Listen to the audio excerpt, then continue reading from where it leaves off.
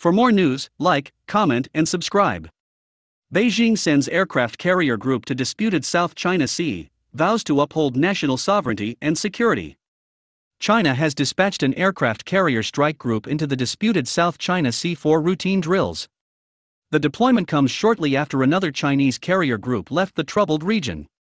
The group, led by the country's second aircraft carrier, the Shandong, is to take part in routine training scheduled in its annual work plan, the People's Liberation Army (PLA), Navy said in a statement on Sunday. It is completely legitimate and beneficial in improving the country's ability to uphold national sovereignty and security, a spokesman for the Navy, Gao Xiuqing, has said. The Shandong is the newer of two currently operational Chinese aircraft carriers.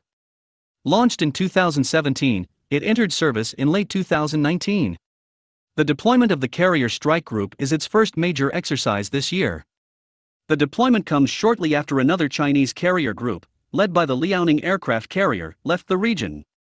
The group held exercises in both the Western Pacific and South China Sea.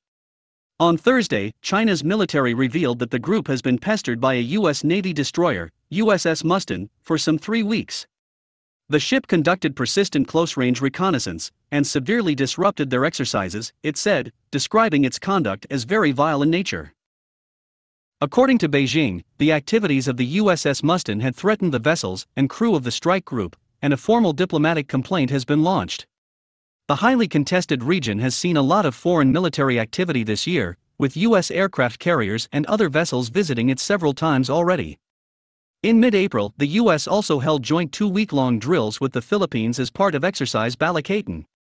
They took place in the South China Sea near the Philippine-held island in the disputed Spratly Archipelago, as well as around the contested Scarborough Shoal. Washington has been very active in the South China Sea in the past few years, repeatedly sending aerial and naval missions there. According to the U.S., such activities are needed to uphold the so-called freedom of navigation principle in the region. However, these endeavors have repeatedly resulted in run-ins with the Chinese military.